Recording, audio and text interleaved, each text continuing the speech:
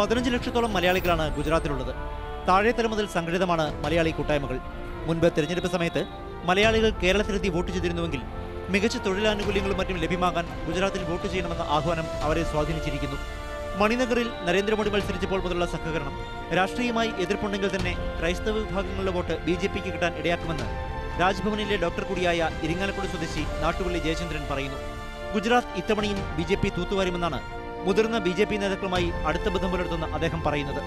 ഒരുപക്ഷെ 26-ന്റെ അടുത്ത് എത്തിയില്ലെങ്കിലും BJP വളരെ ശക്തമായിട്ട് 2017-18 സമയത്ത് BJPക്ക് ഉണ്ടാകുമെന്ന് പറഞ്ഞിരുന്നൊരു സെറ്റ് ബാക്ക് പൂർണ്ണമായി മാറിയിരിക്കുന്നു.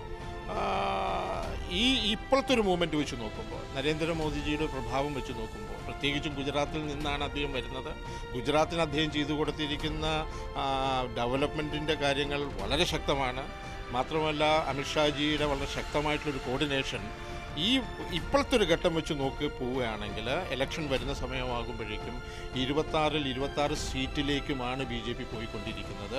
അപ്പോൾ ഗുജറാത്തിൻ്റെ കോൺട്രിബ്യൂഷനിൽ ശക്തമായി നിന്ന ഒരാളെന്നുള്ള നിലയ്ക്ക് ഈ വരുന്ന ഇലക്ഷനിൽ 2017 കാലഘട്ടത്ത് നിയമസഭയിൽ നടന്നിരുന്ന ഒരു ഷാറ്ററിങ് ലോക്സഭയിൽ സംഭവിക്കാൻ പോകുന്നില്ല. ലോക്സഭ ഇലക്ഷൻ എന്ന് പറഞ്ഞു കഴിഞ്ഞാൽ മോദിയെ കേന്ദ്രീകരിച്ചിട്ടുള്ളതാണ്.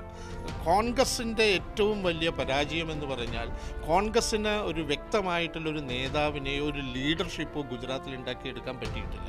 ഉള്ളതെല്ലാം താൽക്കാലികമായിട്ടുള്ള നേതൃത്വങ്ങളായിരുന്നു. BJPയുടെ ഒരു അപ്രമാദിത്വമായിരിക്കുന്ന ഒരു കടന്നുവരവ്, ആ കടന്നുവരവിനെ ചെറുത്ത് നിൽക്കാൻ കോൺഗ്രസിന് പറ്റാത്ത സമയത്തോളം അത് ഇന്നും സംഭവിച്ചിട്ടില്ല. അങ്ങനെ ഇല്ലാത്ത സമയത്ത് കോൺഗ്രസിൻ്റെ ഒരു തിരിച്ചുവരവ് എന്ന് പറഞ്ഞാൽ വെറുതെ കടലാസിൽ എഴുതി വായിക്കാൻ പറ്റുന്ന കാര്യമാണ്, അല്ലാതെ അതൊരു പ്രാക്ടിക്കലായിട്ട് വരാൻ പോകുന്നത്.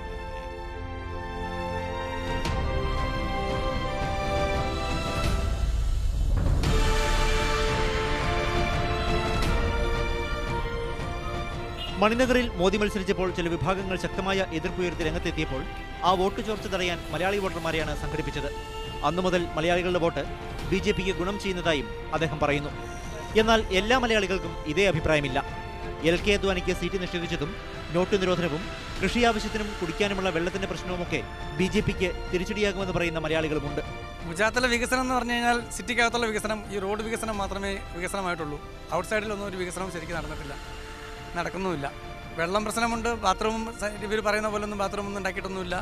ഒരു കോടികളുടെ ബാത്റൂം ഉണ്ടാക്കിയെന്ന് പറയുന്നത് അങ്ങനെ ചെയ്ത് ഇങ്ങനെ ചെയ്ത്